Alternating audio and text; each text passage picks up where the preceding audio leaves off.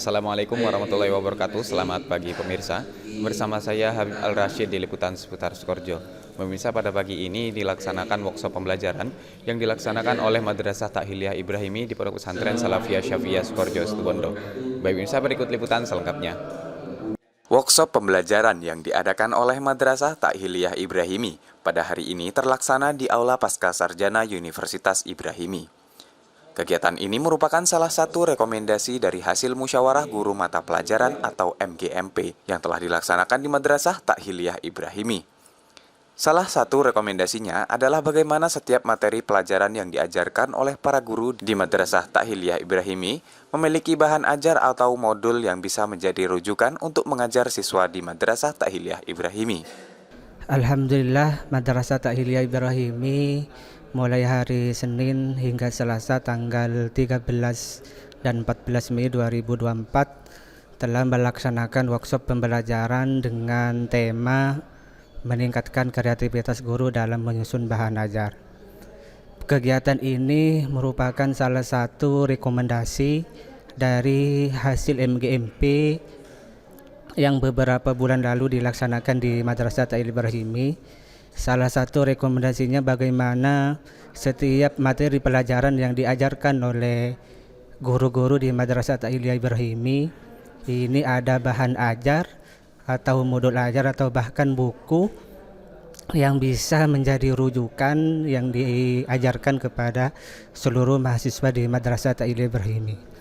Workshop pada kali ini dengan ada 3 narasumber. Yang pertama Al-Ustadz Dr. Asro Maksum. Terus yang kedua Al-Ustadz Khairuddin Hafsiz MHI. Yang ketiga ada Ustadz Haji Subairi MHI.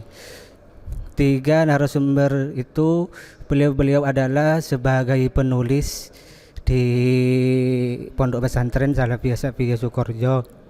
Bahkan kitab yang Qaidul Fiqh itu dari karya Ustadz Khairuddin Hafsiz bisa digunakan menjadi bahan ajar di Madrasah Takhiliyah Ibrahimi, dan juga kitab dari Ustadz Asro Al-Mizan itu juga dipakai oleh Madrasah Takhiliyah Ibrahimi untuk menjadi referensi di Madrasah Takhiliyah Ibrahimi. Mudah-mudahan dengan 3 narasumber ini bisa memotivasi dan bisa menginspirasi kepada guru di Madrasah Takhiliyah Ibrahimi, sehingga para guru itu bisa menulis baik bahan ajar, modul ajar, atau bahkan nanti bisa membuat buku pelajaran. Pada kegiatan workshop ini terdapat 3 narasumber yang merupakan para penulis di Pondok Pesantren Salafiyah Syafiyah Sukoharjo, Situbondo. Di antaranya Ustadz Dr. Muhammad Asro Maksum, Magister Ekonomi Islam, yang menjelaskan tentang materi bahan ajar. Buku ajar dan modul, apa bedanya? Kalau buku ajar itu, ya materi-materi yang khusus secara sistematis dalam jangkauan waktu 1 semester atau 2 semester. Tetapi kalau modul sama dengan pokok bahasan.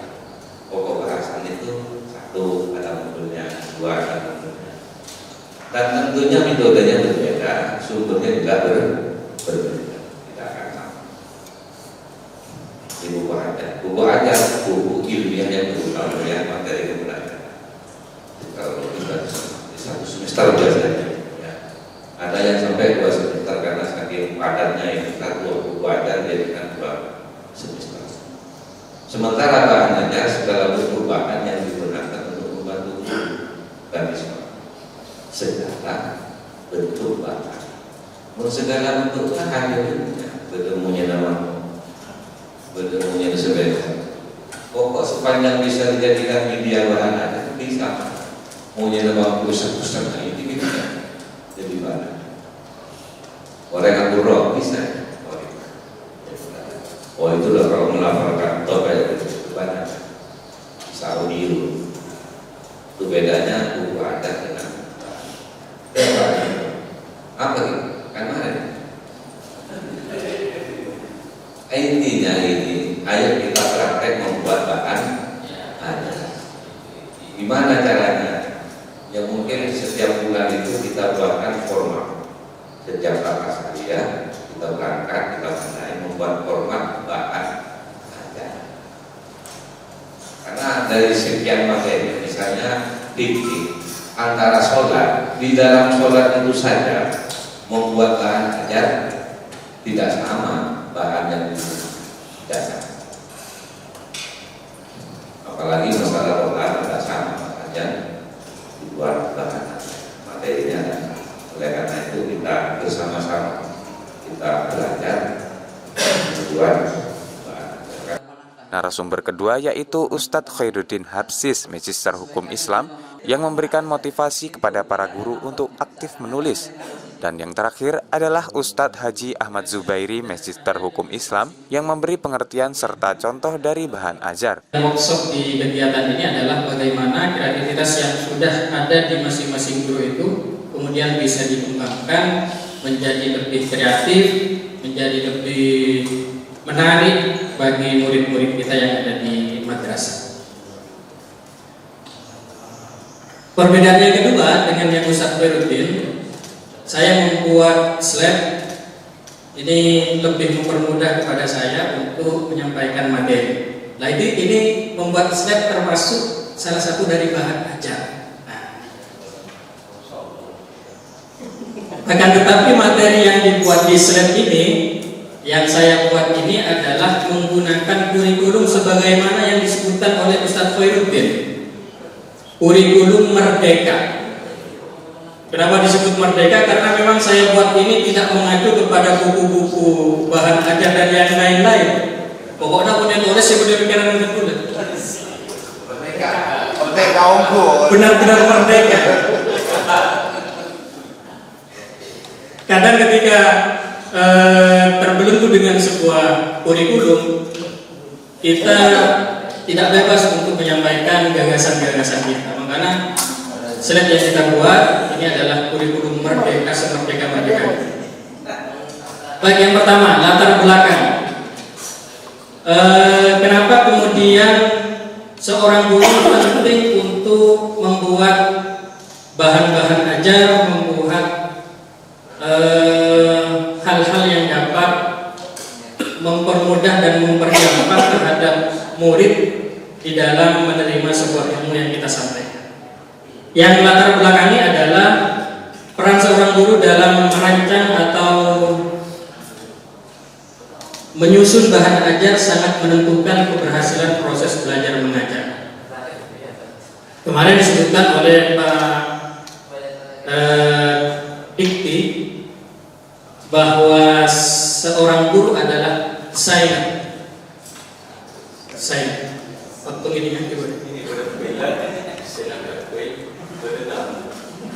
seorang guru akan lebih detail dalam memberikan materi pembelajaran kepada anak didiknya dan tercapai semua kompetensi yang telah ditentukan sebelumnya melalui bahan ajar. Sehingga bahan ajar sebagai alat pembelajaran juga tidak bisa dikesampingkan dalam suatu kesatuan pembahasan yang utuh tentang cara pembuatan bahan ajar. Jadi ada proses sebenarnya yang harus dilalui bagi seorang guru bagaimana kemudian bisa membuat bahan ajar yang menarik dan memotivasi santri kerasan untuk mendengarkan bahkan menggunakan bahan ajar yang kita buat. Nah, ketika masuk kemudian melihat beberapa murid 85% tertidur, ini bukan berarti gurunya tidak alim dan tidak paham tentang apa yang disampaikan kepada muridnya. Saking kurang kreatif. Bagaimana ketika Ustadz Mustafa mengajar? Kemarin sudah menyampaikan bahwa beliau mengajar tasawuf di kelas 4, termasuk di kelas saya, bimbingan anak buah saya. Kegiatan ini dibuka langsung oleh Kabid Pendidikan Tinggi Pondok Pesantren Salafiyah Syafi'iyah Sukoharjo Situbondo, Dr. Maskuri, Magister Pendidikan Islam, yang memberikan pengantar terkait peningkatan kualitas guru dalam menyusun bahan ajar, serta memberi apresiasi terkait kegiatan workshop pembelajaran ini, sekaligus membuka acara yang dilaksanakan selama 2 hari tersebut. Jadi saya lebih senang kalau misalnya angka masing-masing guru di covernya itu dibalik atau di belakang itu menyusun riwayat penulisnya apa. Nah, jadi kan menarik. Nah, itu menjadi buku. Apalagi menjadi 10 semua saya jadikan satu menjadi bahan ajar guru-guru madrasah. Jadi menjadi produk semua kebijakan LTI, sehingga nanti siapapun yang akan menjadi guru di masa akan datang, dia sudah punya referensi untuk mengembangkan LTI. Ini menurut saya kreativitas LTI yang menarik untuk meningkatkan kredibilitas. Itu menarik. Karena secara kualitas keilmuan guru-guru LTI, guru-guru yang terseleksi betul, tidak penjaringan tapi penyaringan. Jadi guru LTI guru yang penyaringan. Jadi karena yang mengajar Quran Bapak bin, yang keren di LTI. Nah, nanti kami harapkan ada programnya dan nanti bisa menjadi satu pegangan bagi guru-guru yang kalau misalnya bahan ajar itu ada Quran kalau suara bagaimana cara mengembangkan suara. Terus saya baca seniman ya, nah bahan ajar dan seniman saja. Misalnya masuk ke ini, karena bisa berimplikasinya bisa berbeda. Kemampuan membaca Al-Quran, apa keterampilan membaca Al-Quran itu berbeda. Meningkatkan kemampuannya atau meningkatkan keterampilan.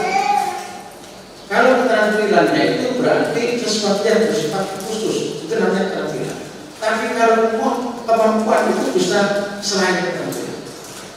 Makanya itu ada keterampilan membaca, ada keterampilan bersuara. Kalau keterampilan bersuara, maka harus ada produk yang berbentuk audio visual, audio visual, sehingga anak-anak, oh ini kalau membaca yang benar seperti contohnya ini.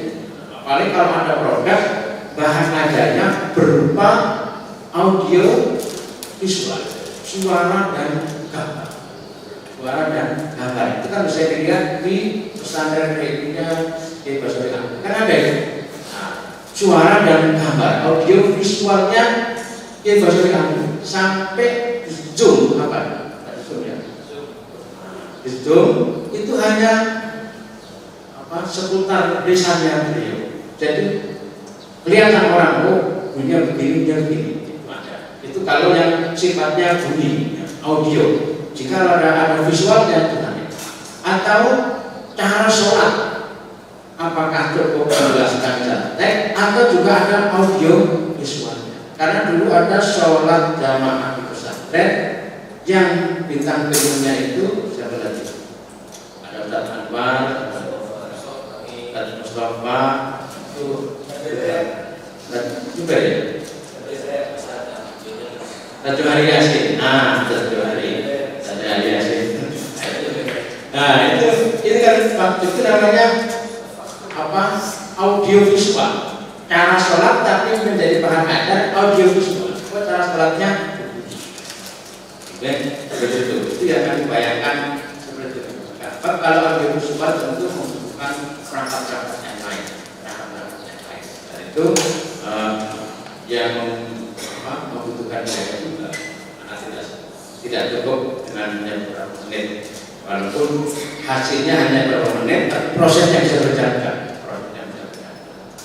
Jadi itu saya tidak berfungsi materi, tetapi sebagai pengantar saja bahwa meningkatkan kualitas guru dalam menyusun itu.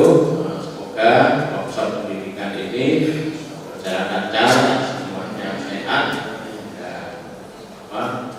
sampai tuntas dan menghasilkan produk dengan baik dan benar. Dengan mengucapkan Bismillahirrahmanirrahim, workshop pendidikan pada hari ini yang diselenggarakan oleh Majelis Taklim LTI kami nyatakan dibuka dan dimulai. Alhamdulillah, pada pagi hari ini saya sangat senang dan berbangga, syukur kepada Allah mengikuti kegiatan workshop untuk peningkatan kreativitas para asatid khususnya di lingkungan Madrasah Takhiliyah Ibrahimi yang berada di bawah naungan Dikti. Kami sangat bahagia, sangat senang berbagi sharing pengalaman, karena sebenarnya menulis itu mudah, menulis itu mudah, cuman kadang ada beberapa hal yang menyebabkan kita kadang tidak kreatif dalam menyusun bahan ajar ataupun menulis buku-buku. Di antaranya karena kita punya mindset bahwa menulis itu sulit, kita ini belum layak menulis karena tidak alim dan seterusnya. Kemudian yang kedua karena motivasi kita rendah. Sesungguhnya menulis itu bukan hanya sekedar menuangkan ide dan pikiran, tapi juga adalah ingin mengabadikan kehidupan kita ini, mengabadikan diri kita ini dalam kehidupan dalam bentuk peninggalan berbentuk karya tulis. Yang ketiga, kadang kita sulit atau kadang kita bingung dari mana harus memulai menulis. Maka di situ ada trik-trik yang sudah kita sampaikan bagaimana kita tidak bingung dalam memilih topik dan juga melakukan pembahasan-pembahasan, menuangkan pikiran pada bagian-bagian tulisan yang lain.